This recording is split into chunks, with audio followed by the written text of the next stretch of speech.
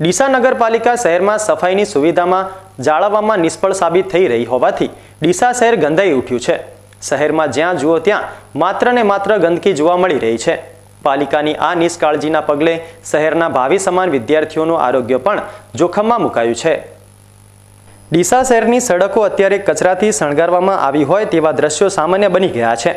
આગામી સમયમાં 31 ડિસેમ્બર એટલે કે વર્ષનો છેલ્લો દિવસ આવી રહ્યો છે અને સામાન્ય રીતે આ દિવસે અંગ્રેજી વર્ષના નવા દિવસે લોકો પોતાના ઘરને શણગારતા હોય છે।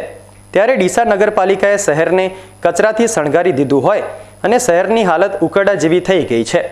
ડીસાની સરદાર પટેલ હાઈસ્કૂલથી દીપક હોટલ 4 રસ્તા તરફ જતા માર્ગ પર પ્લાસ્ટિકથી માંડી મરેલા પશુઓ પડેલા જોવા મળી રહ્યા છે।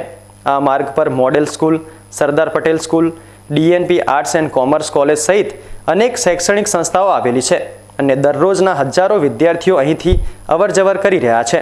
આ નાના ભૂલકાઓ ખતરનાક દુર્ગંધમાંથી પસાર થવા માટે મજબૂર બની રહ્યા છે અને આ વિદ્યાર્થીઓ જે માર્ગ પરથી પસાર થઈ રહ્યા છે તે માર્ગ પર દુર્ગંધથી બાળકોના આરોગ્ય સામે જોખમ ઊભું થયું છે। બનાસકાંઠા જિલ્લાના કલેક્ટર દ્વારા ડીસા નગરપાલિકાને અનેકવાર સફાઈ મામલે ફટકાર લગાવાઈ હોવા છતાં નફ્ફટ પાલિકા કોઈ કાર્યવાહી કરતી નથી।